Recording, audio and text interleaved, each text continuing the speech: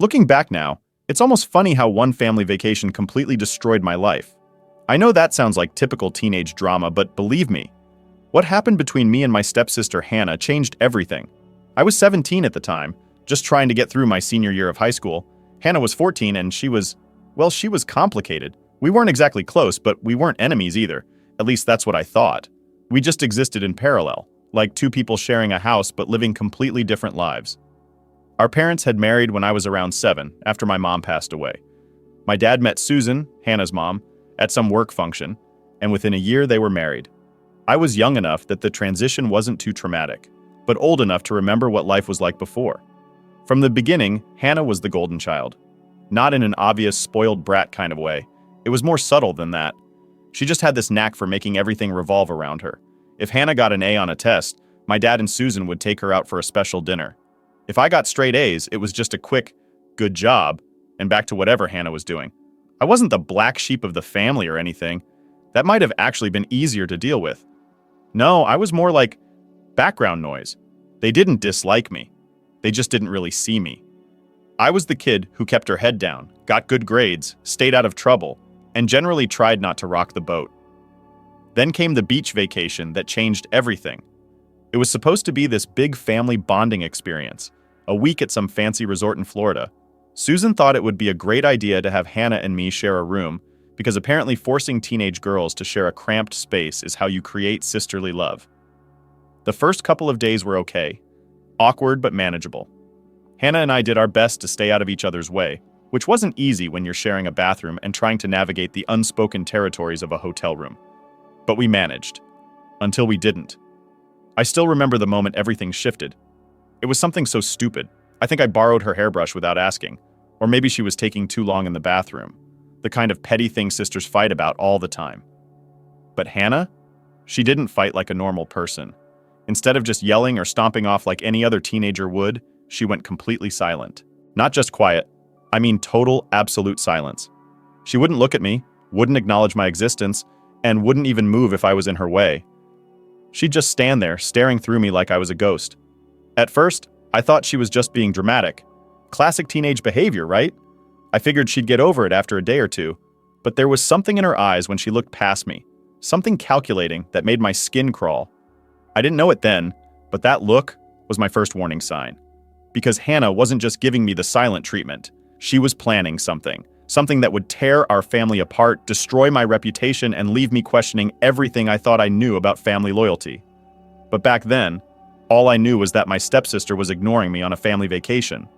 I had no idea that this was just the beginning, that Hannah was about to unleash a storm of lies that would follow me for years to come. I couldn't have known that this petty vacation drama would end up costing me my family, my home, and nearly my sanity. If I had known what was coming, maybe I could have stopped it. Maybe I could have seen the signs and recognized the danger behind Hannah's silence. But that's the thing about manipulation. By the time you realize what's happening, it's already too late.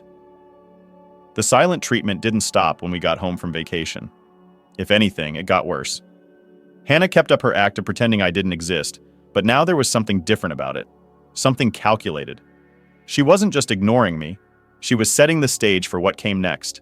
I didn't know it at the time, but Hannah had started whispering poison into our parents' ears. Not obvious lies at first. She was smarter than that. She started small, dropping little hints to Susan about seeing me sneaking around or making vague comments about being worried about my behavior. The changes were subtle at first. I'd catch Susan watching me with this worried look when she thought I wasn't paying attention. My dad started asking weird questions about where I was going and who I was hanging out with. Normal parent stuff, maybe. But there was an edge to it that hadn't been there before. Then the real bomb dropped. I had no idea what Hannah had been telling them until one night when my dad burst into my room, his face red with anger. I was just sitting there doing homework, completely blindsided by what came next. Is it true? He demanded, his voice shaking. Are you selling yourself for money? I actually laughed. It was so absurd, so completely out of nowhere that I thought he was joking. But he wasn't laughing.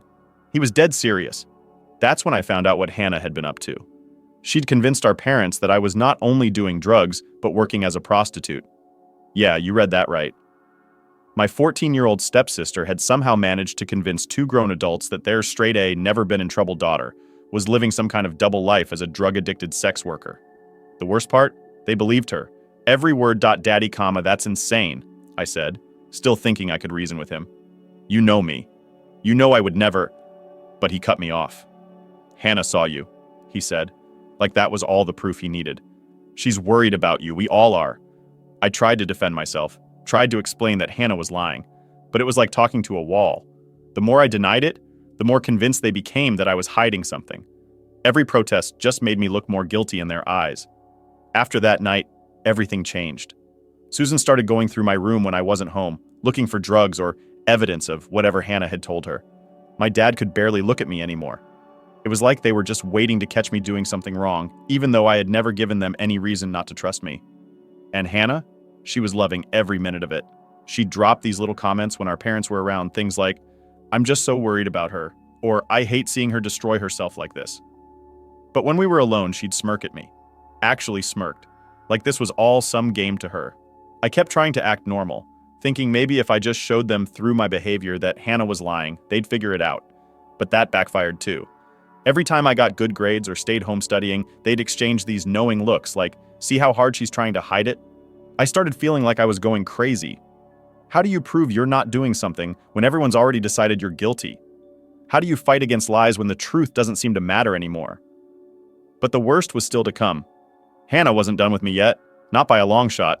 She was just getting started, and what came next would destroy whatever was left of my life. Living in that house became a nightmare. Every move I made was scrutinized, every normal teenage behavior twisted into something sinister. If I came home late from studying at the library, must have been out turning tricks.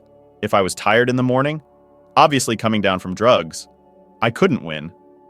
I started isolating myself, spending as much time as possible in my room. Not that it helped. Susan would randomly check on me, opening my door without knocking, probably hoping to catch me doing something to prove Hannah right. My dad barely spoke to me anymore, and when he did, his voice was always filled with this horrible disappointment that cut deeper than any anger could. The breaking point came on a Tuesday night. I remember it was Tuesday because I'd stayed late at school working on a group project for AP History. I'd texted my dad to let him know, but apparently that didn't matter. When I walked through the door at 6:30 p.m., he was waiting for me, looking like he was ready to explode. "Where were you?" he demanded, before I could even set my backpack down. "I told you, Dad. Group project for..." "Don't lie to me." He slammed his hand down on the kitchen counter so hard I jumped. "Hannah saw you getting into some guy's car earlier. My heart sank. I knew exactly what she was doing. "Dad, that was Trevor from my study group. His mom drives a minivan. We all went to the library together. You can call his parents if you want. I can't even look at you anymore." He cut me off, his voice dropping to this terrifying quiet. "You're a disgrace. That quote S when I saw Hannah in the doorway behind him, watching the whole thing with this satisfied little smile on her face. Something in me snapped. Why are you doing this?" I turned to her, my voice cracking. "What did I ever do to you?" Hannah's face went blank. That perfect innocent mask she'd perfected. "I'm just trying to help you," she said, her voice dripping with fake concern. "We're all worried about you. Help me?" I was practically screaming now. "You're destroying my life with these lies. Don't you dare yell at your sister!" My dad roared, stepping between us. "Get out!" I blinked, not understanding at first. "What? Get out of my house. I can't do this anymore. I can't watch you destroy yourself and attack your sister when she's trying to help you. Dad, please," I started. But he wasn't listening anymore. "Pack your things and get out. Tonight." I looked at Hannah one last time, hoping to see some hint of remorse. Some sign that she might tell the truth and fix this. Instead, she just stared back at me with those cold eyes, that tiny smirk still playing at the corners of her mouth. I ran upstairs and threw some clothes into a backpack and grabbed my phone charger and laptop. My hands were shaking so bad I could barely zip the bag. This couldn't be happening. They couldn't really be choosing Hannah's lies over me. But they were. When I came back downstairs, my dad wouldn't even look at me. Susan was there too, standing with her arm around Hannah, who was now doing her best impression of a concerned sister, complete with fake tears. I walked out of that house knowing I would never come back. Not as their daughter, anyway. Hannah had won. She'd finally done it. Convinced them I was so terrible that they'd rather throw me out than believe me. I sat in my car for a long time, trying to figure out what to do next. I was 17, still in high school, with nowhere to go and no real plan. But one thing was crystal clear. My family had chosen Hannah's lies over me. and nothing would ever be the same again. What I didn't know then was that Hannah's lies were far from over. She had one more card to play, one that would come back to haunt me years later, just when I thought I'd finally escaped her toxic influence. After getting kicked out, I crashed at my friend Melissa's place for a few days. Her parents were amazing. They didn't ask too many questions, just set up their guest room and made sure I had food to eat. But I knew I couldn't stay there forever. I managed to find a tiny studio apartment that I could barely afford with my part-time job at the mall. It wasn't much, a glorified closet with a kitchenette and a bathroom where you could touch all four walls at once. But it was mine. More importantly, it was Hannah-free. Those first few months were brutal. I was trying to finish high school while working as many hours as I could, eating ramen noodles and store-brand everything just to make rent. My dad and Susan didn't call, not once. It was like I just ceased to exist the moment I walked out that door. Time passed, and slowly, I started to rebuild my life. I graduated high school with honors, not that anyone in my family noticed, got a better job as a receptionist, and even started taking some community college classes. I was surviving, maybe even starting to thrive a little. Then out of nowhere, I got a message from Ryan, Hannah's ex-boyfriend. Hey, did you know what Hannah did? His message read. She admitted everything. My heart started racing. What are you talking about? I wrote back. What he told me next made my whole world tilt on its axis. Apparently, Hannah had gotten drunk at a party, and during a fight with Ryan, spilled everything. She confessed that she'd made up all the lies about me. The drugs, the prostitution, all of it, and her reason? She was jealous because boys at school were paying attention to me instead of her. Let that sink in. My stepsister destroyed my relationship with my family, got me kicked out of my home, and nearly ruined my life, because she was jealous of teenage boys noticing me. I sat there staring at Ryan's message for what felt like hours. Part of me wanted to laugh at how absurd it was. The other part wanted to scream until my lungs gave out. All that pain, all that loss, because a 14-year-old girl couldn't handle not being the center of attention. Ryan even offered to back me up if I wanted to confront Hannah or tell my parents. He had texts from her admitting everything. But honestly, I didn't know if I even wanted to. What would it change? Would my dad suddenly realize he should have believed his own daughter over a manipulative teenager? Would Susan admit she was wrong for treating me like a criminal in my own home? The truth was out there now, but it felt hollow. It couldn't give me back those years I lost. It couldn't erase the memory of my dad looking at me like I was something disgusting, or the nights I spent crying myself to sleep in that tiny apartment, wondering what I'd done to deserve being thrown away by my own family. I decided not to do anything with the information, at least not right away. I was finally starting to build a life for myself, and I wasn't sure I wanted to drag all that drama back into it. Plus, I'd met someone, this amazing guy named Eric, who looked at me like I hung the moon and stars. But fate had other plans, because just when I thought I was done with my family's drama, just when I was starting to feel truly happy again, they came crashing back into my life with a whole new set of demands and expectations. And this time, I wasn't the same scared teenager who would do anything to make them love me. This time, I was ready to fight back. Just when I thought I was finally free of my family's drama, my phone lit up with my dad's number. I hadn't heard from him in years, not since the night he threw me out. Seeing his name on my screen made my stomach drop. I almost didn't answer. I had a good life now, a career I loved, a wonderful boyfriend, and most importantly, peace. But curiosity got the better of me. Maybe, I thought, he'd finally learned the truth. Maybe this was the apology I'd been waiting for. I should have known better. We need to talk, he said, his voice carrying that same authoritative tone he'd used when I was a kid. No. Hello, no. How are you? Just straight to demands. About what? I kept my voice neutral, even as my heart raced. Hannah S in trouble, he said, and I had to bite back a laugh. Of course, this was about Hannah. It was always about Hannah.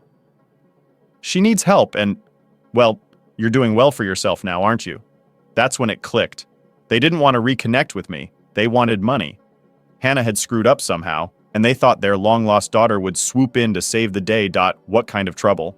I asked, though I already knew I wasn't going to like the answer. He hesitated.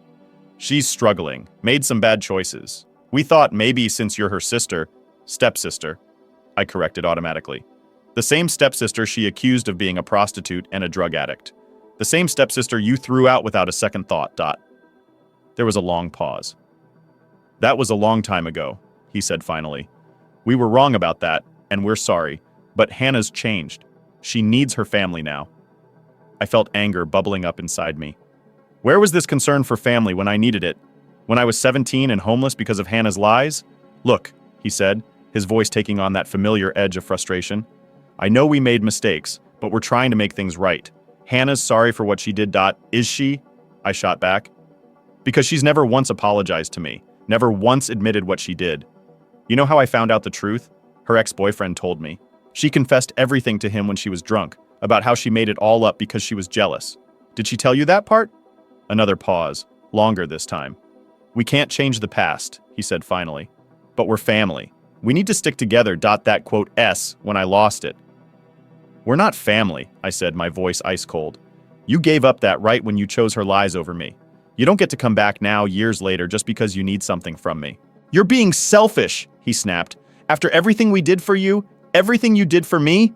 I cut him off. You mean like kicking me out, making me homeless, believing I was some kind of teenage prostitute without a shred of evidence? Yeah, thanks for all that, Dad. Really shaped who I am today. I could hear him getting angry, that familiar heavy breathing that used to terrify me, but I wasn't scared anymore.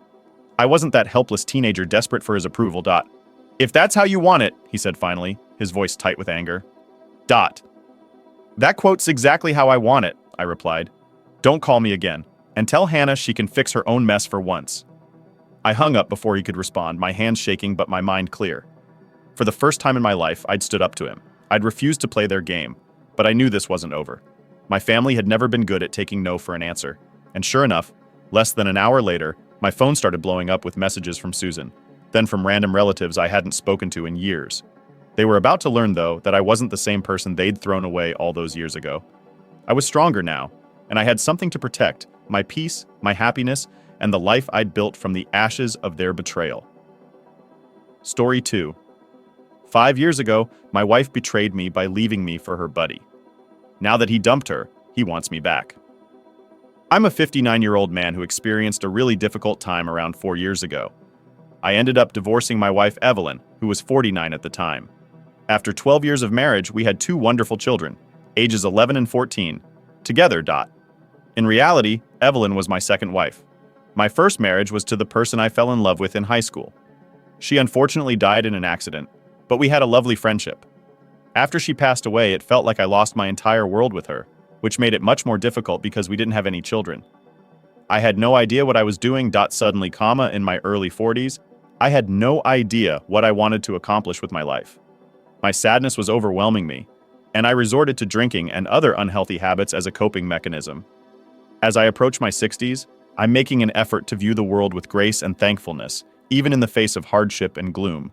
I quote, V managed to continue somehow. I manage a small real estate company, which gives my days structure and helps me stay grounded. Life has undoubtedly presented me with its share of difficulties, but I'm learning to overcome them with a great deal of introspection and a little more knowledge. In retrospect, I can say that my romantic life has had more ups and downs, but every event has given me valuable life lessons. Despite the fact that I have experienced devastating losses and the profound betrayal of a failed marriage, I am the person I am now because of these events. Now I'm concentrating on leading a life that has a lot more optimism and a little more meaning. Then I went to a pub to meet Mila. We linked somehow when she was there with a college buddy who was also dealing with their own heartbreaks. I won't mince words. I really just wanted someone to depend on since I was in a really horrible place myself and was still hurting from my past. I instantly developed an emotional bond with Mila, after dating for almost a year. It was she who first mentioned marriage. To be honest, I'm not even sure whether I was really prepared to remarry. But I didn't want to lose Mila, and she was seeking commitment. I thus agreed to it without giving it much thought. At the time, Mila, who was in her early 30s, made it apparent that she wanted to start a family. She and her pal had recently broken up. Their arrangement was similar to that of friends with benefits. She started to feel something for him, but it wasn't reciprocated. She was prepared to end the connection permanently after years of that fruitless physical one. Since I couldn't afford to lose someone else again, Mila told me it was either marriage or nothing. I consented to the marriage in the hopes that things will work out better this time. We thus conducted a small wedding ceremony with only a few close friends and family. Getting married seemed like the correct thing to do at the moment. It may seem corny, but I don't truly regret my relationship with Evelyn. For a time, life was going quite well. Before having children, we took a lot of trips, and for 12 years after they were born, we were able to maintain stability. However, When an old acquaintance of hers with whom she had previously been involved returned into her life, everything changed. We got divorced when Evelyn left me for him. Since I was granted custody of our children, I have essentially centered my life on them. I'm telling all of this now because Evelyn unexpectedly came up last week and expressed a desire to rejoin our life. At first, I barely recognized her when I opened the door and saw her there. Her eyes were big and red, as if she hadn't slept in days, and she appeared exhausted, pale, and depressed. When she spotted me holding a letter and seeming as though something horrible had happened, she lost it. As it happens, it had. She wrapped her arms around me and began to scream as soon as I opened the door. I asked her if she was all right since I was shocked and concerned. She apologized again for abandoning me in between sobbing. The children were gone at summer camp, so it was just the two of us at home. She eventually calmed down enough to describe what had transpired. The man she had left me for, her affair partner, abruptly left her and returned to his home country in southern Europe. All he left for her was a letter that read, "I apologize for being unable to wed you. At home, I have a wife and kids." It was unexpected. All this time, this man had been living a second life using Evelyn's emotions. He simply abandoned her after keeping her waiting for 4 years and never getting married. I was unsure of how to react to all of this. I was a little relieved that he was no longer with me. Despite everything, I felt sorry for Evelyn when I saw how distraught she was. Sorting through this complex mixture of emotions is difficult. I didn't say anything harsh to her, but it felt like karma had a voice in the situation. Although I sympathized with her predicament, I realized I couldn't do anything to assist her. I was Evelyn's only hope, she told me. She knew I was a forgiving person, so she thought I would pardon her and bring her back. But I had to tell her the truth. I assured her that I didn't have any hard emotions for her and that I had moved on. However, I couldn't just let her to return to my life as if nothing had occurred.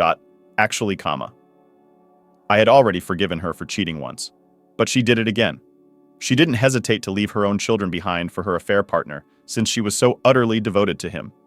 She only remained faithful to me for those 12 years, because her affair companion was abroad. She was hoping to return now that he had left her. However, I couldn't allow the same pattern to upend my life once more. Although it was a difficult position to adopt, it was essential for our children's and my personal well-being. Even though I sympathized with her predicament, I informed her that I could never trust her again. She started crying again at that point and begged me to forgive her. I told her I was already forgiving her. However, forgiveness did not imply a return to the previous state of affairs. If the kids were okay with it, I suggested that she might get joint custody of our kids. That was the extent of my willingness to make concessions. I eventually had to be more direct and firm than I liked because she refused to leave. She had to leave to help her understand. She eventually left after I told her that I had errands to run and that she needed to leave my house. I was quite uneasy after her visit. More drama is the last thing I need at this point in my life. Right now, I just want peace. My top priority is to carry on with my life, concentrating on stability and peace. I am aware that the old patterns would probably recur if I allowed her back into my life, and I can't take that chance. It's difficult, but I have to follow this course for the benefit of our kids and my own health. The latest versions are now available. Hello, everyone. Many thanks for all of your messages. I truly appreciate you taking the time, regardless of how good or bad they were. Since some of you have been asking for the specifics of how we got into this predicament, I'm going to give you a little backstory on what's been happening with Evelyn and me today. Here's the scoop then. I had a decent run with Evelyn. After 12 years of marriage, everything seemed to be going well. Evelyn was a wonderful wife and mother to our 2 children during that time. There were never any indications to me that something was amiss. However, suddenly, one of Evelyn's former lovers returned to the scene. This was the same guy she'd split up with a long time ago, because he wasn't ready to commit after their breakup. He had moved back to his home country, but now he was back in town, and suddenly Evelyn was seeing him again. At first, I didn't make a big deal about him dropping by occasionally. Evelyn told me she was over him, and I believed her. Why wouldn't I? We had been happy together for over a decade, with no problems. But then one day, something odd happened. Evelyn came home and immediately locked herself in our room. That was the moment I started to feel that something wasn't right. The kids and I tried knocking on the door several times around dinner time to see if she would join us, but she didn't answer. I got worried, so I called her cell to check if she was okay. She texted back saying she was all right, but needed a bit more time to herself. I didn't want to push her, so I left her alone and ended up sleeping on the couch in the living room. The next day, she behaved like everything was normal, but it was very evident that something was amiss. When I gently asked her what was wrong, she brushed it off, saying she'd had a tiny fight with her sister, but it wasn't anything huge and she'd manage it. She didn't want to talk about it anymore, and I chose not to press her for additional details. I also didn't feel comfortable about prying around or questioning her sister, because I'm not the sort to meddle with their personal affairs. As time went on, though, it became evident that the problem wasn't truly about her sister. It was about this person who had come back into her life before all this happened. Evelyn seemed really optimistic. She would regularly talk about this friend, even proposing we have him around for dinner and drinks. But then, after that night, when she closed herself in the room, she abruptly stopped discussing him completely. Whenever I attempted to bring him up in conversation, she would shift the subject, or just dismiss my queries. Also, I knew Evelyn and her sister had their fair share of disagreements in the past, but Evelyn was never this disturbed up by them. It all felt incredibly unusual, so I started to suspect something was up, even if it was only a gut feeling at first. Instead of creeping about or attempting to catch her out by gathering evidence, I decided to just question her openly. I approached her and asked whether she had cheated on me with this buddy. She confessed it, which surprised me. She made no effort to downplay it or misrepresent the facts.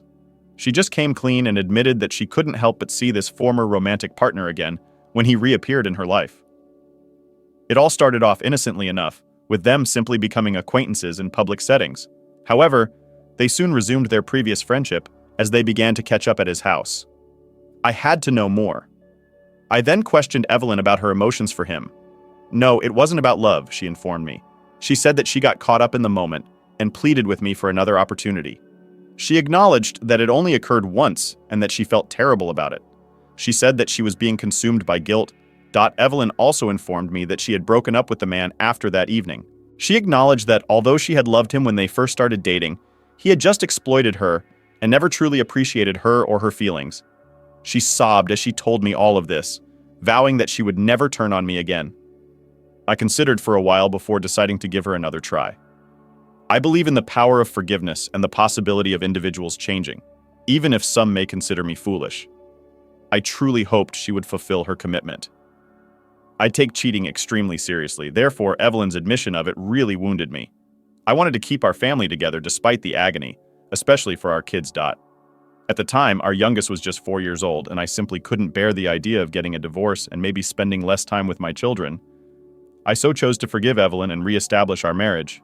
However, I made it quite evident to her that any betrayal in the future, whether it be violent or even emotional, would not be tolerated. After Evelyn accepted these conditions, we started to mend our relationship. We enjoyed few family trips and resumed going out on date evenings. For a few months, everything seemed to be going well, and now things seemed to be getting better. But I was on high alert, more watchful than ever after what had transpired. Unlike in the past, I didn't disregard the warning signs when I began to see them again. I wasn't going to let my guard down this time because she had already violated my confidence previously. I was resolved not to ignore any questionable indications and to deal with them right away. Overall, I could tell something was wrong, though some of the specifics are a little hazy now because it was approximately 4 years ago. Evelyn was spending less time with me and the children at home and appeared preoccupied. Although she was frequently in a foul mood, I saw that she would become animated when messaging someone or laughing when on the phone. She started avoiding any intimacy with me, especially in bed, and appeared to be always hooked to her phone. Her altered conduct was worrisome. In sharp contrast to her former self, she was rarely in the mood for any closeness. I made the decision to speak with her personally about these changes in the hopes of having an open discussion, but she denied that there was a problem. She went on the defensive and even attempted to blame me.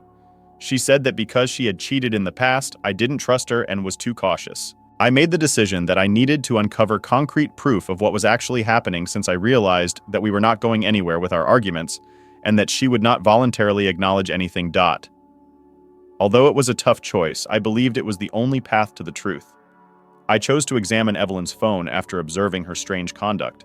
At first, I thought maybe she had nothing to conceal, but it turned out that she hadn't changed her password. I did discover some conversations with her, though, when I went through her texts. To my astonishment, these were merely casual discussions from months before, around the time she had cheated on me, but she was a fair partner.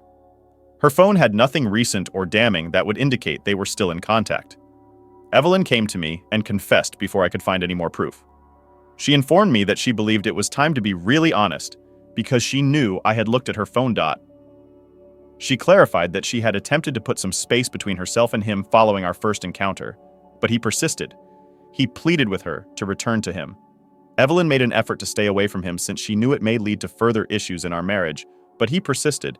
He told her that they would marry and that he genuinely loved her. All he needed was a little time to figure things out. First. This admission put me in a difficult situation. Despite Evelyn's efforts to avoid him, it was evident that she was still being drawn back into a relationship with him. Her candor about the complex circumstance gave me a lot to consider on my future course of action. Evelyn made the decision to keep her affair partner and herself under wraps. She acknowledged that she felt bad about cheating on me, but she felt compelled to accept the opportunity to be with him, particularly now that he was committed to their relationship. I realized that her love for him never really faded. His previous hesitancy to commit was the sole reason she had repressed her sentiments. Given the situation, she was unable to avoid him after he demonstrated a sincere devotion.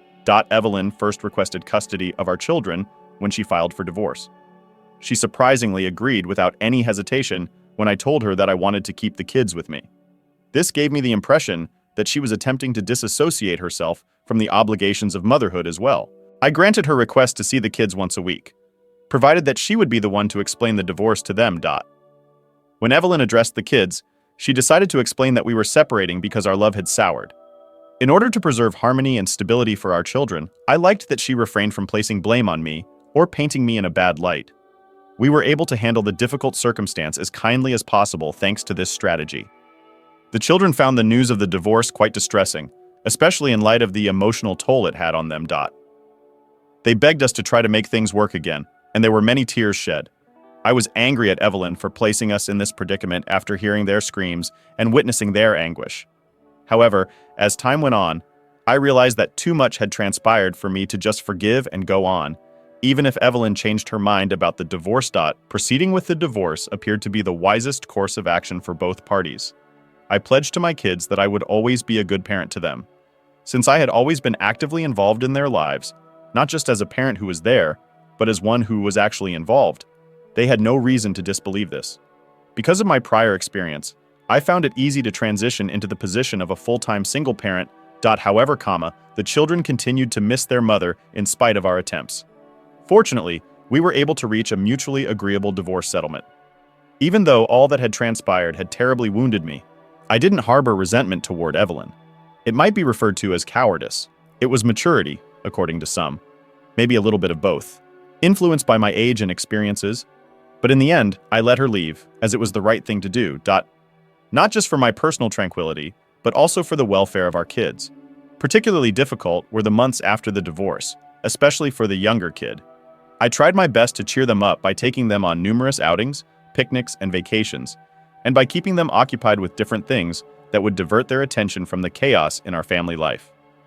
Evelyn continued to see the kids once a week during this period, but she and her affair partner finally relocated to Alabama. By then, I and the kids had started to get over the first shock and hurt of the divorce.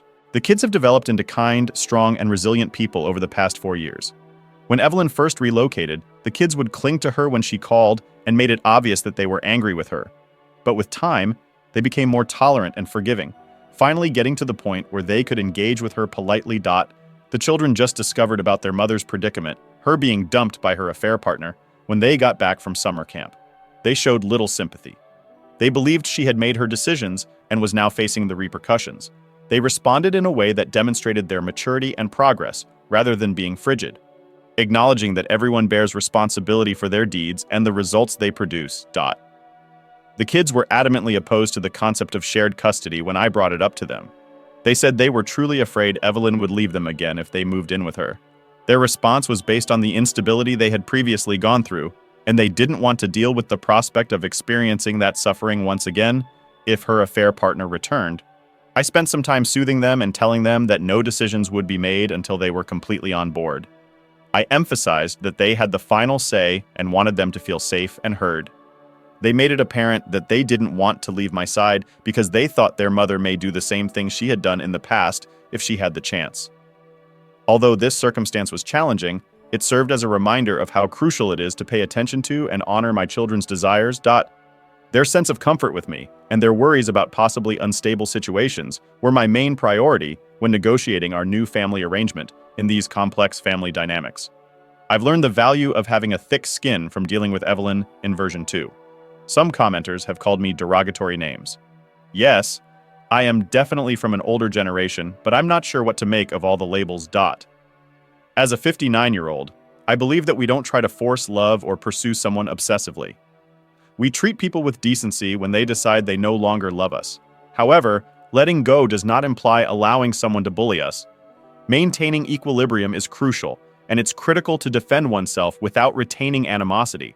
I value every remark, including the ones that are negative, but I wanted to clarify things from the viewpoint of someone who would be viewed as traditional. Evelyn recently paid the youngsters another visit when they were home from school. There was an initial commotion since they were so surprised to see her. I reminded them to maintain their civility and deference. After a brief exchange of words, they excused themselves and returned to their rooms. We're doing our best to manage the difficult circumstance, continually attempting to uphold civility and respect even under stressful situations. My response to Evelyn's question regarding whether we might reconcile was straightforward. We certainly had no intention of reconciling. Additionally, I told her that the kids had no interest in living with her, but I also said she was free to attempt to persuade them differently if she had strong feelings about it. To be honest, I have a sneaking suspicion that she is not really ready to assume the duty of raising the kids full-time. When she acknowledged that she couldn't afford to have the kids remain with her, it kind of reinforced what I had suspected. Evelyn clarified that her housing status was precarious and that she was presently residing on a friend's couch. She may be asked to leave at any time by her companion. I knew she wasn't doing well financially, but before we were married, I didn't understand how bad things had become. Shortly after our marriage, Evelyn quit her job as a receptionist. During our time together, I had tried my best to provide her a happy existence. This most recent discussion has only served to highlight the many facets of our current situation, highlighting the emotional and practical difficulties we have as we each go into this new stage of our lives. Evelyn received just compensation throughout the divorce, obtaining a respectable sum of money in the settlement. I quote mem curious in her financial management. What did she do with that money? I asked her. She explained to me that she had given money to her ex-partner in order to support his business endeavors. In addition, she had taken up 2 jobs in Alabama to help support their family, demonstrating her dedication to their shared existence. Regretfully, she only had the money she had prudently kept hidden from her affair partner when he left her and took all of their funds with him. She had been living off of this secret hoard ever since she used money to pay for her return trip home. I offered to help her get her life back on track by lending her the money to rent an apartment after noticing her struggles, but she turned me down. She clarified that her quest for love, not money, was what motivated her choices. She made it clear that she would never have left the secure life she shared with me to be with someone who was insecure about money if that had been her top concern. This remark brought to light the complexity of her motivations and the challenges she encountered while pursuing pleasure, which regrettably resulted in more misery than satisfaction. Evelyn said she wanted to live with us once again, as though we could be a family again, but it was just not possible. But the truth is that she no longer has a place in our home, even if I do feel terrible for her because of her situation. To assist her in regaining her footing, I pushed her to get a job and sent her a payment to help with housing rental. In addition, I advised her to think about therapy, which would be helpful in light of what she has experienced. Given that their mother is the one who gave birth to them, I've always reminded my kids of the value of treating her with kindness. Although they have been kind and courteous to her, they have made it apparent that they do not wish to significantly reintegrate her into their lives. Evelyn occasionally texts me to ask if she is deserving of the assistance she is getting. Answering the question is challenging. It's difficult not to feel some sympathy for her current situation, even if she has committed serious mistakes that have impacted not just me but also our kids. Despite our background, I still prioritize supporting my children and making sure they feel safe while still showing Evelyn an appropriate amount of warmth and support. Navigating these complicated family relationships is still difficult. I appreciate all of the nice comments on my last post. I haven't posted in a while since Evelyn's life was essentially going back and forth. Her sporadic unannounced visits, emotional outbursts, and entreaties for us to reconcile were starting to repeat themselves. But within the past 6 months, something new has happened that has made my family's dynamics a little more complicated. Prior to Evelyn's abrupt return to our life, this transformation had been simmering for 1.5 to 2 years. Let quote S name the woman I met Isabella. She has a pretty flower shop and is 62 years old. She possesses the vitality of someone in their 30s despite her advanced age. We were just friends at first, but after a year of getting to know her, I discovered that I truly enjoyed having her around. I currently assist her with a variety of jobs at her store throughout many of my weekends and evenings. Isabella quote S ability to handle everything with such elegance and independence is what I truly appreciate in her. In stark contrast to the continuous hardships and emotional upheaval connected to Evelyn, this growing bond with Isabella has brought some fresh viewpoints and optimism into my life. Talking to someone who is so competent and vivacious is refreshing, and it's obvious that this new relationship is growing in importance in my life. Isabella has faced her share of difficulties. She had to raise her 3 children alone after losing her spouse at a young age. Her flower boutique is both a source of money and a love that occupies her days, especially now that her children are grown and have moved out. I feel more alive and purposeful when I'm around her. I haven't addressed Isabella in this thread or to Evelyn, mostly because I don't want it to appear like my connection with Isabella is the reason I'm reluctant to get back together with Evelyn. In actuality, my relationship with Isabella isn't about taking Evelyn's place or getting married again. In reality, it's about friendship. 2 individuals in their 60s who are content with life at this point in their lives and don't want drama or committed relationships. Isabella is known to my kids, and they are very delighted that I have someone with whom I can express my emotions and opinions. They are glad to see me happy and involved in life once more. As they enter more autonomous stages of life, my youngest kid will soon be heading off to high school or college, and my eldest is graduating from high school this year. Spending time with someone like Isabella is reassuring. My life is enhanced by this straightforward, happy friendship, which lets me spend my older years with someone who recognizes the importance of contentment and tranquility. It has been really helpful to have Isabella as a buddy with whom to discuss ideas. Finding friends who relate to and understand our experiences may have a big impact on our well-being as we become older. I quote, "We've been honest with Isabella about Evelyn's visits, and I sincerely appreciate her support and sensitivity in her response. But recently, this scenario took an awkward turn. One evening, Evelyn caught me in Isabella's store. She was initially invisible to me, but as soon as I noticed her watching us, I realized she was there. She had also seen that I was spending my evenings, and even overnight, at Isabella's house, suggesting that she had been keeping track of my pattern. Once, as I was leaving Isabella's store, Evelyn came up to me pretty angrily and demanded to know why I wasn't going back to her. She made an accusation that surprised me. Hearing her imply that my friendship with Isabella was somehow similar to her previous behavior was hurtful. I made an effort to defuse the situation, but Evelyn's remarks went too far, so I felt obliged to defend myself. On 2 occasions, she had betrayed me and abandoned her role as a mother, but based on a straightforward, sincere friendship, she was doubting my moral character. She even insulted Isabella in a moment of rage. Unlike Evelyn's actions, which generated confusion and heartache, my relationship with Isabella is simple and honest. No dishonesty is involved. However, Evelyn didn't appear to notice the distinction, which just served to emphasize how drastically different our values and present trajectories are. This encounter served as a clear reminder of why I needed to keep my distance from Evelyn in order to keep my serenity and happiness. After that altercation with Evelyn, I had had enough. I called out her self-centered actions throughout the years, and in a fit of rage, told her I never wanted to see her again. She dismissed it with a simple laugh. However, the subsequent events were everything from amusing. Isabella's floral business was damaged a few days later. A message with the simple words, "Leave him," was left. Given Evelyn's previous actions, it was easy to determine who may be at fault. I said that we couldn't ignore this, even if Isabella's business sadly lacked cameras to record the occurrence. Given what had transpired, I advised Isabella to report Evelyn to the police. Isabella was understandably reluctant to become embroiled in a legal dispute, but I felt that I had to be forceful. I made the decision to face Evelyn directly. In front of our kids, I called her over. I outlined everything. I threatened to take legal action if she persisted in causing problems for Isabella or us, making it obvious how serious I was. Evelyn had previously attempted to control the situation by publicly blaming me for our failing marriage, even though I didn't want to do it in front of the children. I thought it was critical to set hard limits and demonstrate that her behavior would have actual repercussions. Making it plain that harassment and manipulation were not allowed, and preserving our peace were the goals of this. The children's support for me was strengthened by the emotional confrontation with Evelyn, which gave them a chance to voice their long-suppressed emotions about the circumstance. They were angry with Evelyn for playing the victim and pointing the finger at me for our failed marriage because they knew how much her behavior had affected their early years. Evelyn has not returned since that day around a month ago, which has resulted in some much-needed tranquility. I helped Isabella get her store back in order and apologized to her for the problems Evelyn's actions had created. Isabella and I grew closer as a result of this experience, which strengthened our relationship based on respect and encouragement for one another. Given how well Isabella and I get along, the kids have jokingly proposed that I wed her before they leave for college. But Isabella and I both agree that we don't want to get married again.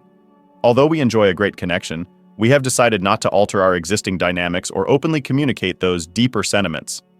Without the rights of matrimony, we both cherish our freedom and the basic joy that comes from spending time together. Where life has taken me, I'm happy. It's rewarding to be Isabella's supporting spouse and the father of my 2 kids. I like the simplicity and happiness it offers, and it's a life that seems right without the hassles of marriage. Story 3. The title of this story is Mom Left Me for Her New Family and Then Demands That I Pay for Her Children's College. All right, let's get started. To truly understand why I'm so angry, I have to go back a little. I recently turned 20, so I was young when my mom had me. My father was essentially a sperm donor. Mom informed me that as soon as he found out he was pregnant, he left. She let him leave without requesting child support or anything else because they weren't even together for very long. She just cleaned her hands of him. That way, she explained, it was easier. In all honesty, I didn't really understand it as a child. I simply knew that my father was not present. And that was all. Mom and my grandparents reared me. They were rather sturdy. They were always there for us. They also assisted Mom in getting her act together. For a while, she was doing well after graduating from school and landing a respectable career. We led a typical single-parent household, in my opinion. She sometimes dated a few men, nothing major. Then Tom arrived. Mom met Tom when I was around 8 years old. I recall her coming home looking ecstatic, as if she had won the lottery or something, but I can't recall the specifics. Additionally, as a child, you don't give this much thought. I thought it was cool. Mom is content. I found it sort of lovely when Tom began to come around more. He was okay. Didn't cause me any distress, and occasionally he would take me to the park or play catch with me. Typical thing. A few years later, they are getting married. At the age of 12, I wasn't particularly close to Tom, but I also didn't mind him. He simply existed. We weren't a close-knit family or anything, but I was content with the fact that we got along. Following their marriage, a little alteration occurred. My mother seemed a little more aloof to me. Little things, nothing major. She would, for example, spend far less time with me and much more with Tom. Occasionally, she would end whatever conversation they were having as I entered the room, as if I shouldn't have heard it. She would simply dismiss it as adult things when I asked her what they were discussing. I would be lying if I claimed it didn't hurt a little, but I suppose it's natural. When I was about 16, things really started to change. After a long marriage to Tom, Mom becomes pregnant, not once but twice, with twins. All at once, they resembled a true family. And I'm not sure, but I was. It's kind of there. I made an effort to be encouraging. I was very thrilled for my mother and thrilled to have siblings. I believed this would be beneficial because she had been parenting me alone and had been through a lot. However, in retrospect, I had little idea what was about to happen. Things started to seem strange once she became pregnant. I felt alienated even in my own home. She would just become irritated when I tried to engage with her, ask how she was feeling, or ask if she needed assistance with anything. I initially dismissed it as her being anxious. Isn't pregnancy difficult? But it continued. She would yell at me if I attempted to assist her. For example, please allow me some room. Or, I am unable to manage this at this time. So I took a step back. I reasoned that perhaps she simply needed some alone time. After then, a guy and twins were born. Things went from strange to completely chaotic at that point. One day, I recall returning home from school to find the house completely transformed. Babies were everywhere. I felt out of place as Mom and Tom were frantically scurrying about. Their whole attention was on the twins. I mean, I understand. They are infants. They require a great deal of care. But over the following few months, I seemed to have vanished from sight. The twins were the main focus. They were the focus of every discussion and family activity. I kept attempting to participate and be a decent elder sibling, but they essentially ignored me. Mom really enjoys it when I invite her to attend one of my soccer matches. She would give me the impression that I had just asked her to fly to the moon. I'm busy with the infants, every time she'd say. I eventually stopped inquiring. I no longer had any expectation that she would support me. Then one day I was seated at the kitchen table by her and Tom. They appeared solemn, as if they were going to deliver some important news. To be honest, I was expecting to hear that we were relocating or something, but this was far worse. "We need to talk about the future," Mom says at the beginning. Tom then interrupts to discuss how difficult it is for the twins to make ends meet and how tight things are with them. I simply sat there wondering, okay, where's this going? While nodding. Then she lets it fall. "We believe that you would be better off staying somewhere else." I was taken aback. "What? Such as to move out?" "He was full of shit, but not precisely," Tom remarked. "They wanted just that. They only attempted to ease the situation by claiming that they had to concentrate on the twins and couldn't assist everyone." "You're almost an adult," Mom said. "You must begin to develop your independence." I was 16. I had no idea where I was going, much less a car of my own. They just didn't care that I didn't have a job that paid more than peanuts. I made an effort to reason with them. Whatever it took to remain, I volunteered to obtain a part-time job to help out more around the house. But please, Mom, stop that immediately. She stated it was time for me to learn how to care for myself, and that the twins needed the resources more than I did. By forcing me out, she gave the impression that they were being helpful to me. They seemed to have made up their minds already, and nothing I said would alter them.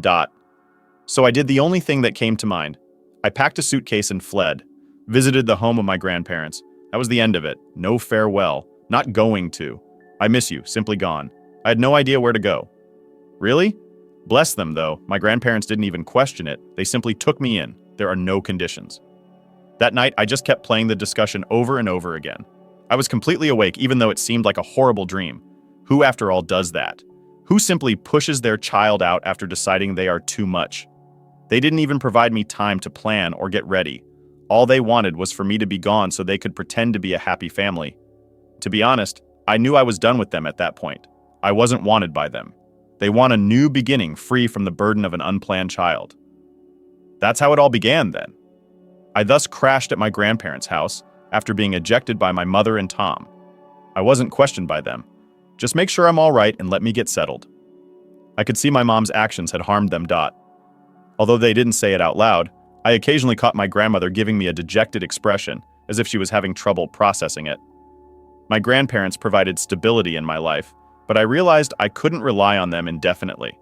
I didn't want to be a burden to them as they grew older.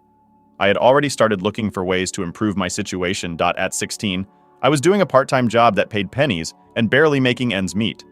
I was balancing employment, education, and the sense that I had completely lost contact with my own family. Good times. Tom and my mother, meanwhile, continued to have the finest life possible. People in town would tell me that they had been flaunting the twins around, as if they were the ideal little family. As well as myself. Simply put, I was forgotten. I occasionally questioned whether they even realized I was gone. They didn't give a call. I never checked in. Nothing. Radio silence. After I reached 18, I realized I had to make quick decisions. Although they weren't particularly wealthy, my grandparents were encouraging. I didn't want to depend on them any more than I already did, and they couldn't afford college. I thus made the decision to attend college on my own terms. I submitted applications for every loan and scholarship I could find. Bless her heart, my aunt took the initiative and co-signed one of my loans, thereby providing me with the one chance I needed to get in. However, the harsh reality of college set in. In order to pay the bills, I occasionally had to work 2 jobs. It was cruel. Classes all day, followed immediately by job, and then long nights spent studying. If I was lucky, I could occasionally function on only 4 hours of sleep. While I was only trying to get by in college, my pals were having a great time. To be honest, though, I didn't mind. I was accustomed to working hard. I was accustomed to working alone. And my mother hasn't spoken to me yet. It's not my birthday. Not for Christmas. Nothing. My grandparents and my aunt were the only persons present when I graduated. Perhaps hoping to see my mother, I looked around the throng. Even if she had only shown up to stand in the rear, however, she wasn't present. I eventually gave in at that point. She was indifferent. She had no interest in me, and probably never will. However, I had had enough of pitying myself. I had a degree, I was committed to become successful, and I had loans to repay. Immediately following college, I was able to secure a respectable entry-level position, which I viewed as a new beginning. I had a little apartment of my own with hardly any space, but I was delighted to have it. The initial years after graduating from college were difficult. I barely made enough money to get by. Despite living paycheck to paycheck and being very penniless, I managed to make ends meet. Although there was still no contact, my mother, in her wonderful wisdom, seemed to have learned via the grapevine that I was making it, which, to be honest, I was okay with. I didn't require her approval. Even if no one else was, I was pleased of myself for the hard work I was doing. After a while, things began to improve. I started making more money, got promoted a few times, and for the first time, I wasn't always worried about my bills. At last, I was able to take a deep breath, save some money, and consider the future, without being burdened by that continuous strain. In reality, I was creating a life for myself. The icing on the cake comes next. At a family get-together, my mom ran into my aunt, who co-signed my loan and essentially handed me my shot. My mother may have heard about my recent promotion because she realized all of a sudden that I was doing well. And you know what? She made the decision to get in touch at that point. She arrived up at my home one day, and I can still clearly recall it. It had been years since I last saw her. It was unreal as I opened the door, as if I hadn't registered for some strange family reunion. Tom was standing there with her, and both of them had a fake grin on their faces. That smile you have when you're trying to make someone uncomfortable, you know? Experience normalcy. Hello. A long time has passed. As if we were casual acquaintances who hadn't seen each other in a long time, she remarked. Not a mother who had neglected her child for years. I just looked since I had no idea what to say. There was still a part of me that wanted her to care, that wanted her to admit that she had erred. However, I was no longer that child. After years of living without her, I had mastered independent living. I just stood there, half amazed and partly angry that she dared to appear at this time. She continued to talk about how she had heard that I had been doing well, and that my aunt had told her that I had been promoted. She seemed to be building to something, and I could already feel my heart sinking. Tom said that they were proud of me and tried to strike up a conversation. Yes, they were proud after acting as though I didn't exist for years. Let me rest. She then struck me with it. She mentioned that Tom's business wasn't doing well, and that they had been having a difficult time lately. And yes, indeed, the twins were going to college soon. A genius was not needed to understand where this was headed. She had a desire, which is why she was here. Her first visit to my door after all these years is to get a handout rather than to rekindle our relationship. I told her that she may go if she was only there to get money, and that I wasn't interested in listening to her sob tale. She had the audacity to appear insulted, as if she was shocked that I would say such. She began to vent her remorse by claiming that she had raised me alone and that she had made many sacrifices. And it's time for me to return the favor. I nearly burst out laughing at her. This mother was attempting to profit off the years she had spent parenting me, even though she hadn't cared about me in years. I silenced her. I assured her that I had no responsibility for her choices and that I was not going to support the college aspirations of children I hardly knew. She persisted in blaming me, but I had had enough. I assured her that she was free to depart and live her life as she had desired. Her phony grin vanished, and she began to reveal her true colors as she kicked me out. She accused me of being self-centered and ungrateful, that I ought to honor her for what she had done for me. When she threw me away like trash, I simply informed her that she had no right to ask for anything, regardless of what she believed she had done. Then, both of them appearing angry, they departed. Still half shocked, but yet glad, I closed the door. I was certain I had made the proper decision.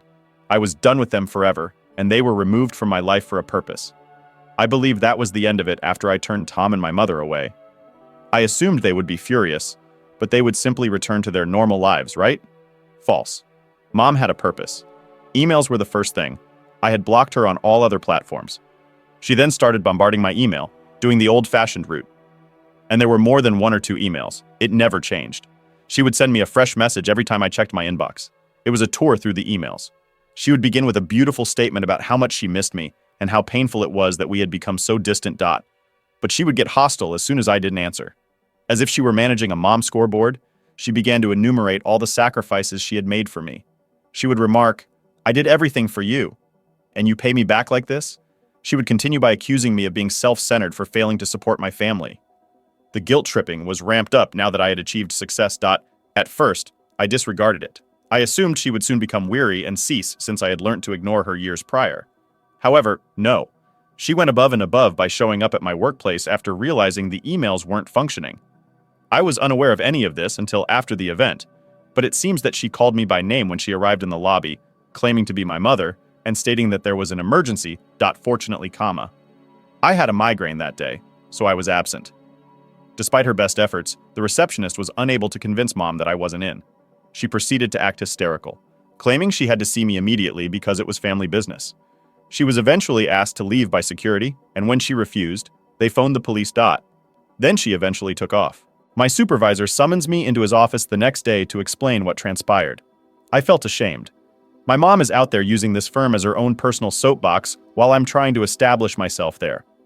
I assured my supervisor I will take care of it and apologized. I contacted her because I knew we needed to make amends. It was my first error. As soon as she answered the phone when I phoned her, she attacked me, accusing me of being impolite to her and advising me to educate children to respect their elders. I informed her that she needed to stop making a disturbance at my workplace and that she had no right to do so. She didn't care, though. She went on a tirade about how I was unappreciative and self-centered, that I had been disregarding her sacrifices, and that I treated her as like she were nothing, after everything she had done for me. I advised her to quit acting like a martyr and to stop acting that way. I wanted to be treated like an adult by her. All right.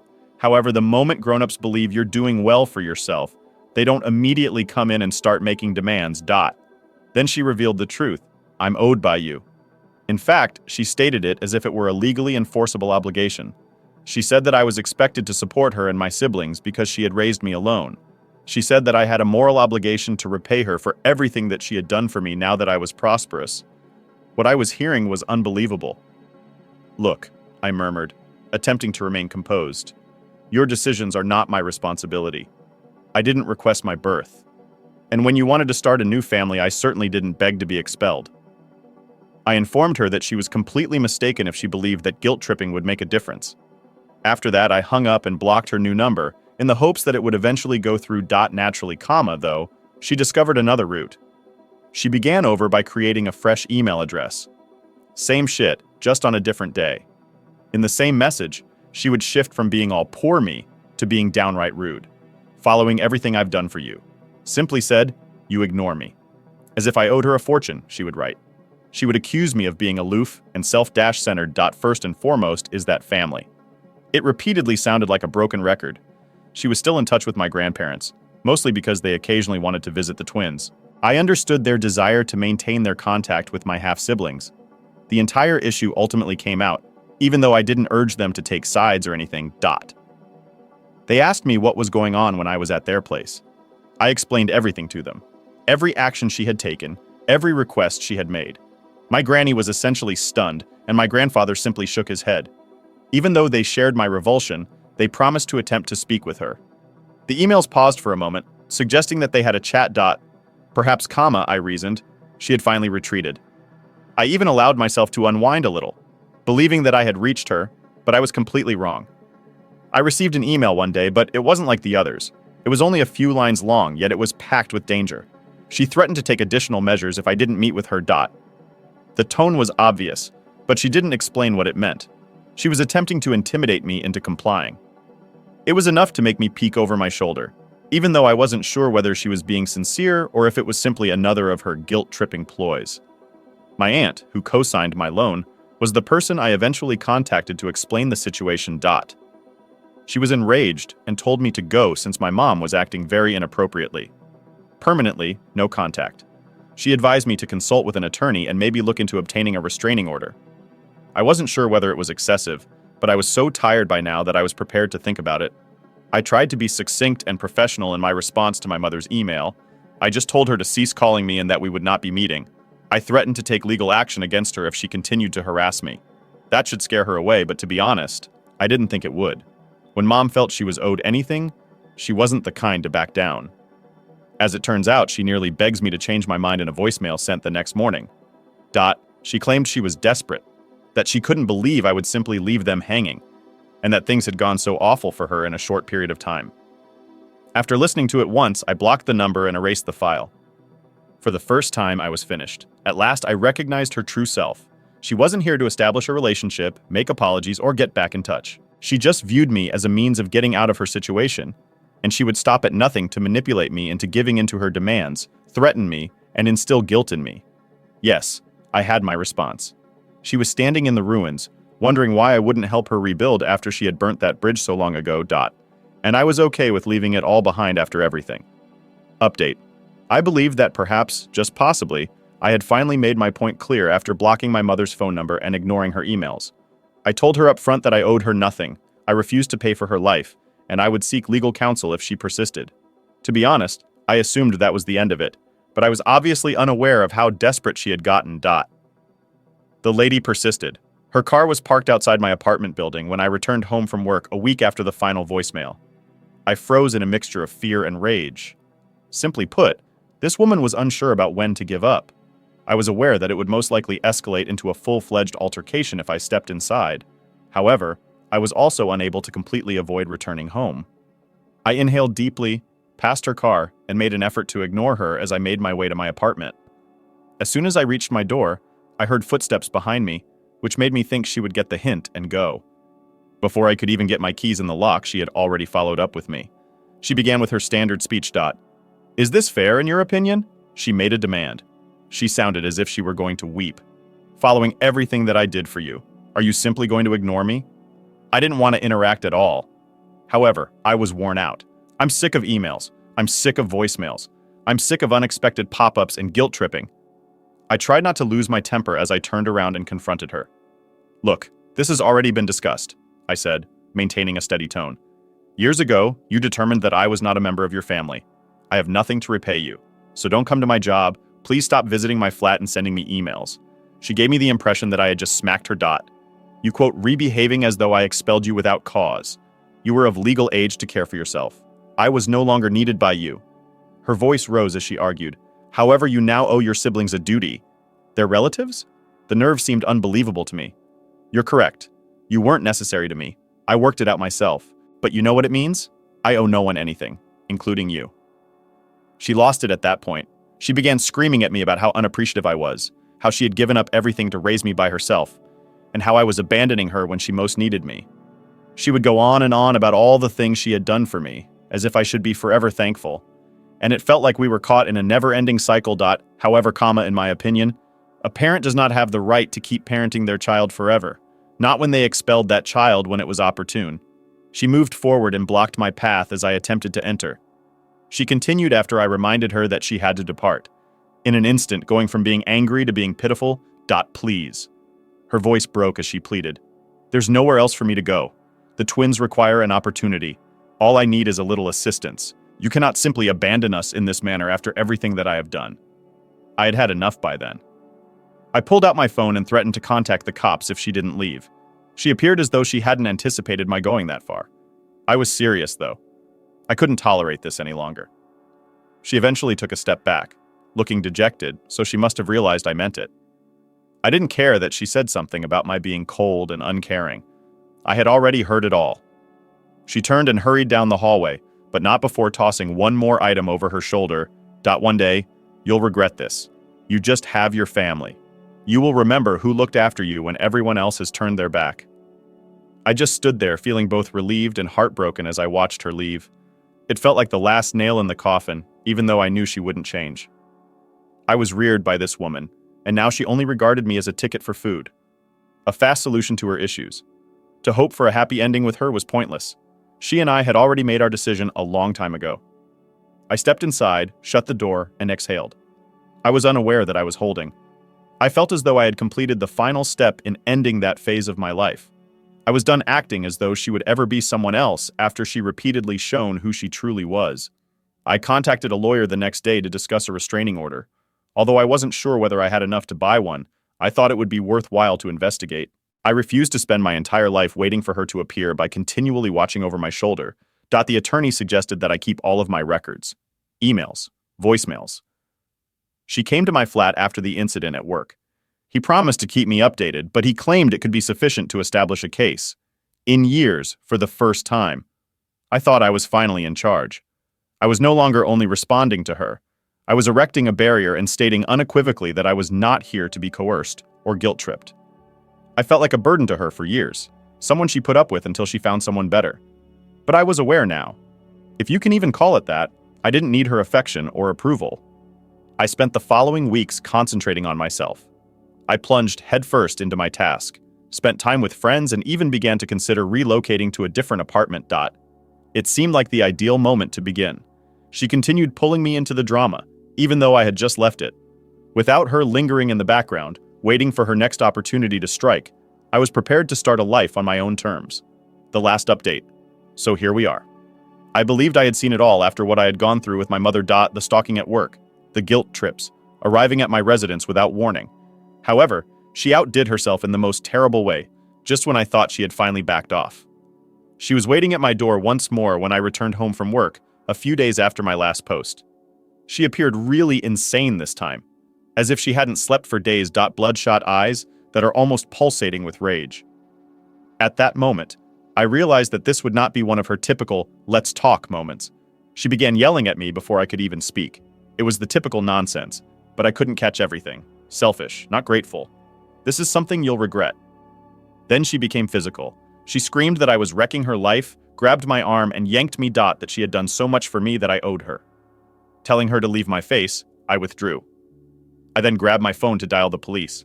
She truly lost it at that point. In fact, she sprang at me, pushing me against the wall and snatching the phone from my grasp. It seemed unbelievable to me.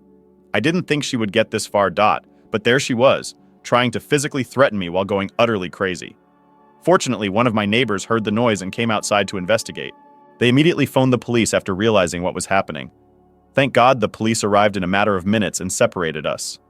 My mother continued to yell at me about how I was leaving my family and how I would be held accountable. After the police escorted her outside, I had the opportunity to tell them about the entire situation. I told them everything. She had been pestering me, showing up at my place of employment, and ambushing me at my residence. Now she also does this. Following some back and forth, they ultimately decided to arrest her for assault. Even though I was trembling and still trying to comprehend what had happened, I knew it was the correct decision. This was much more than family drama. This was outright harassment, and it has since escalated to violence. When they carried her away, I realized that I was finished. I spoke with my lawyer the next morning, went over everything, and began the restraining order process. I provide over all of my proof, including voicemails, emails, a police complaint she left at my place of employment, and now this most recent event. I had more than enough for a strong case, the lawyer stated, and we would set things up as quickly as possible. At the same time, it seemed like closure, but it was also weird, as though I had finally reached a place where I could go without turning around. In the days that followed, I received messages from a few relatives who had learned about the incident. It seems that my mother had been telling people that I was the one who had left her, that she had given up everything to raise me, and that I had become a cold-blooded monster. But what do you know? I was no longer even concerned. Her falsehoods, guilt trips, and desperate attempts to paint me as the bad guy didn't interest me. I refused to allow her to have any influence over my life. She has been attempting to get in touch with my grandparents ever since, in the hopes that they can persuade me to make amends. They informed me that she had been sobbing to anybody who would listen, claiming that I had ruined her life. However, my grandparents are aware of the reality. They've been there for me during this whole ordeal. They informed her outright that she was acting inappropriately. I had every right to interrupt her because of her crazy conduct. Eventually, even my aunt, who made an effort to maintain harmony, begged her to stop using me like her personal ATM and to seek some treatment. I've begun planning my relocation. I will not allow her to discover my next residence. And in an effort to permanently remove her from my life, I'm establishing as many boundaries as I can. Although it's terrible that things came to this, it's also a relief. I no longer feel conflicted or guilty. I've tried my hardest to be tough, establish limits, and say no, but she chose to ignore all of that.